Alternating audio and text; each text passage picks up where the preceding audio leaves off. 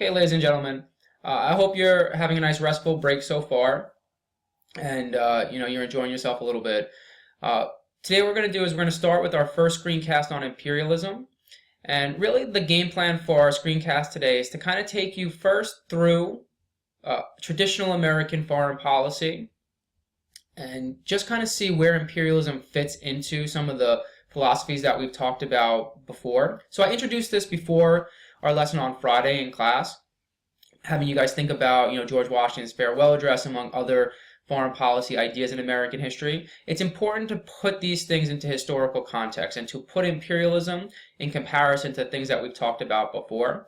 So we're going to jump into it and start with, what would some of these people think? So this screencast can be a little bit more interactive than, say, some of our past screencasts. So you want to try and pause the video when we get to a new person. Try and pause the video and think on your own before I give you the answer, like what would these people think? Think on your own, like what would George Washington think? You got to think along with the screencast and the video. So first thing, when you think George Washington, you think foreign policy, you have to think Washington's farewell address. And in Washington's farewell address, he gives two key pieces of advice to the nation. One domestic, one foreign. Domestically, this advice has come up many times, but he talks about the dangers of political parties and the dangers of geographic-based political parties, which were the political parties of his day, the Democratic Republicans and the Federalists.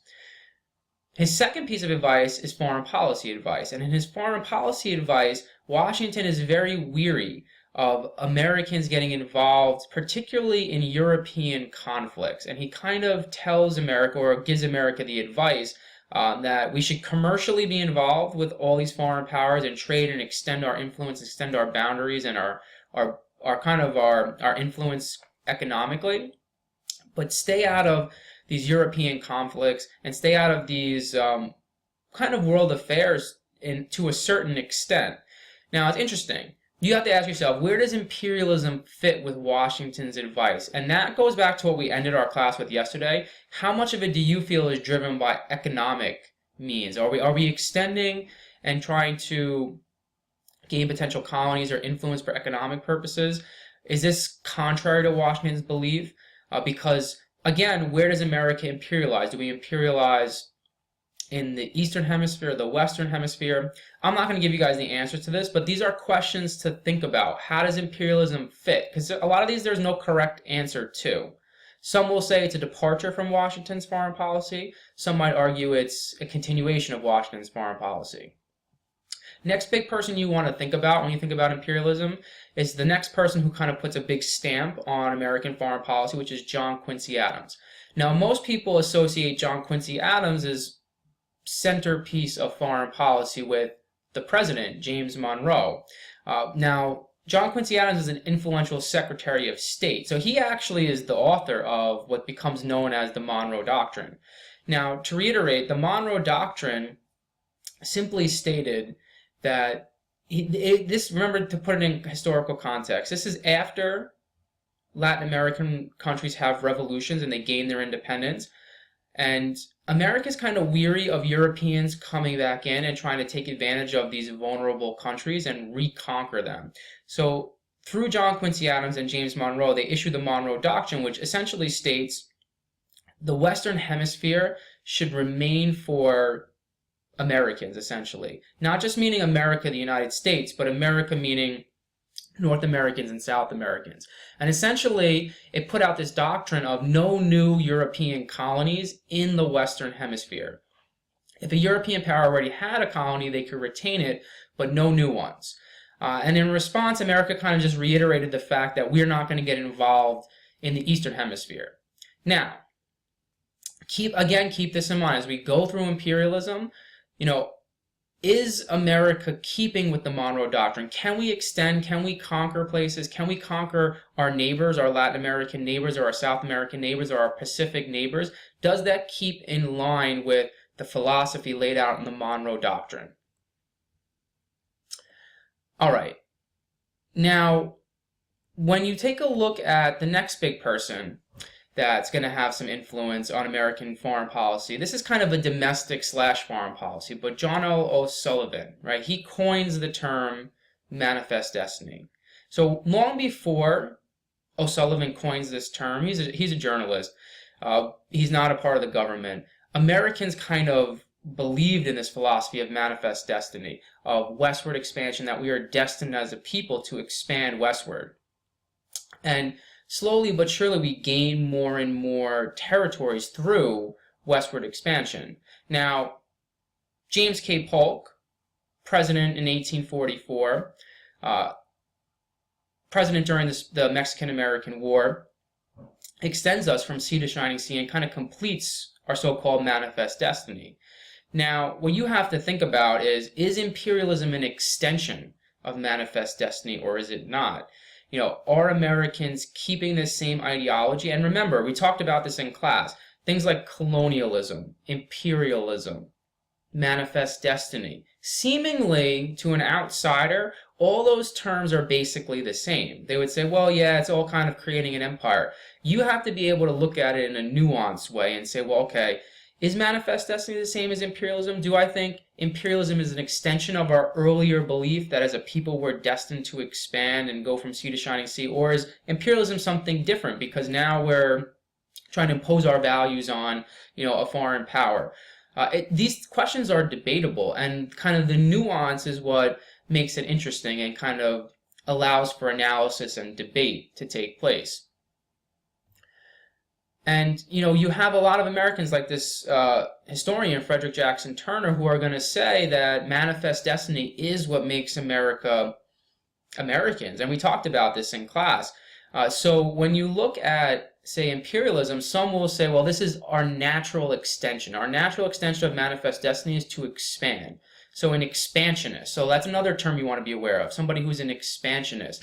There are quite a few Americans who believe in expansionism, during the time period.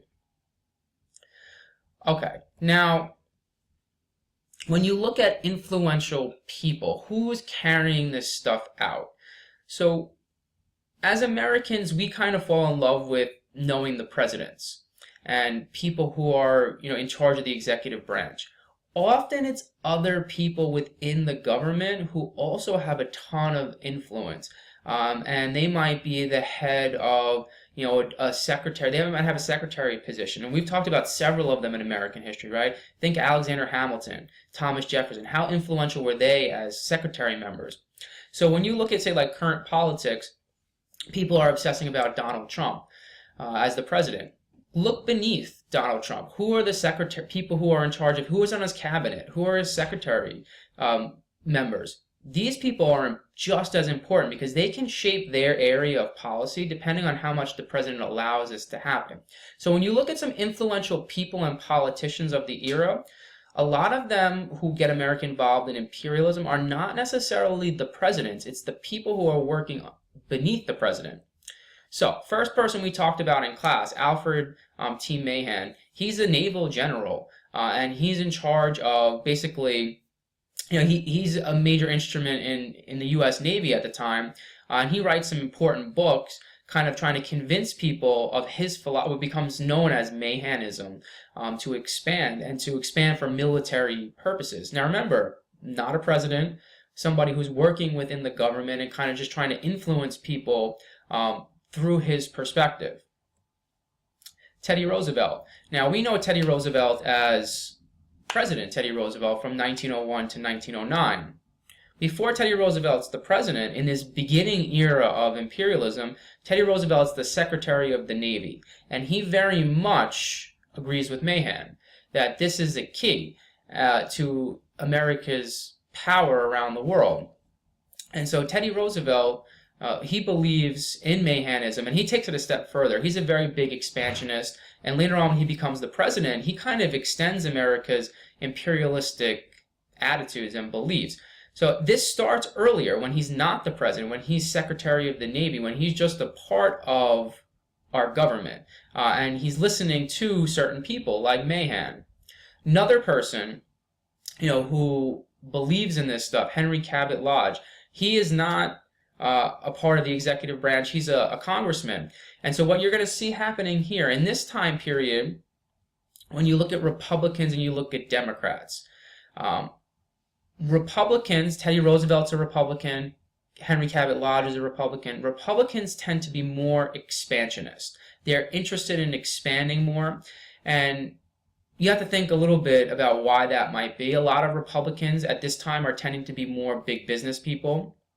They might see expansion as an extension of manifest destiny and the grandeur of America.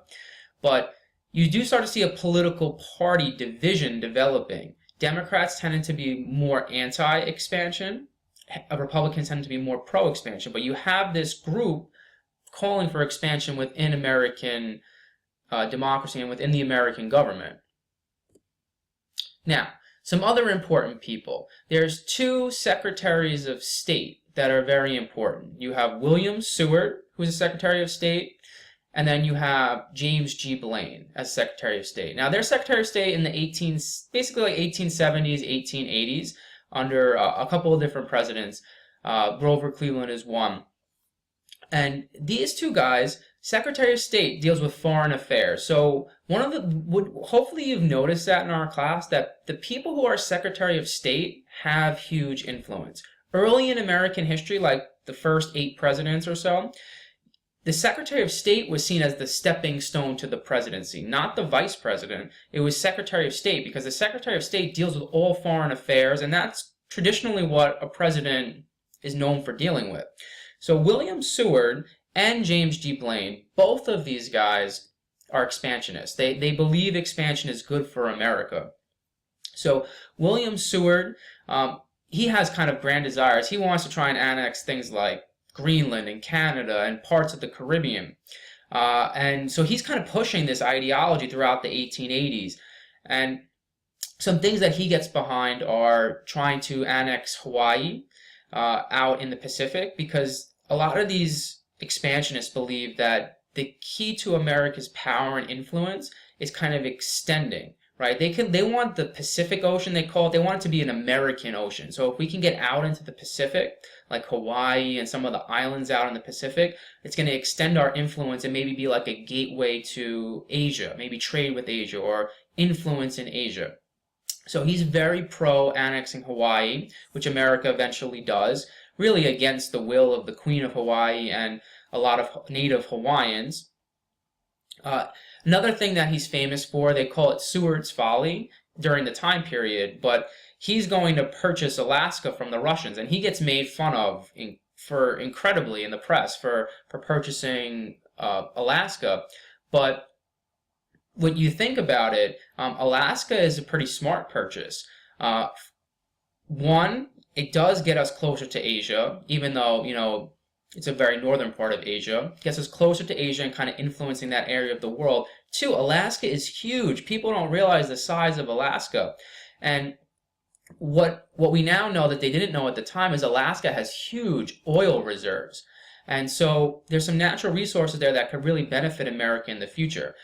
But nevertheless, people during the time period, they make fun of him. They call it Seward's Folly, Seward's Icebox, you know, like it was a bad purchase. But, you know, Seward kind of has a grand design here. He thinks expansion into the Caribbean, expansion into the Pacific is good for America's interest. And increasingly throughout the 1880s, 1890s, expansionists and imperialists are going to kind of gain the upper hand. Same thing with James G. Blaine. He's kind of pushing for expansion as a Secretary of State, and kind of follows in the trend of, you know, William Seward. So it's interesting to kind of take a look at this and kind of see the analysis of like who's pushing for expansion and why, and how does that fit as far as American foreign policy. So some terminology you want to be aware of, right? One, manifest destiny. Be able to analyze, is this an extension of manifest destiny or not? Washington's farewell address. How does imperialism fit with Washington's farewell address? The Monroe Doctrine. Is this a reinforcement of the Monroe Doctrine, or is this contrary to the Monroe Doctrine? Okay, so those are foreign policy ideas you want to be able to fit imperialism into. Second thing you want to be able to do is say, can somebody be expansionist without being an imperialist? Again, you might say, well, it's kind of like the same thing. You have to be able to analyze and pick this stuff apart. Okay, so this screencast really kind of just sets the background. It gives you some of the key players, sets the background for, you know, this imperialist mindset of the 1890s and the early 1900s that really starts to dominate American politics of the era. All right, so there'll be one more screencast that we're going to have on imperialism about the Spanish-American War. So that I'm going to post in maybe a couple days. So enjoy, you know, the beginning part of your vacation and look forward to another screencast coming up.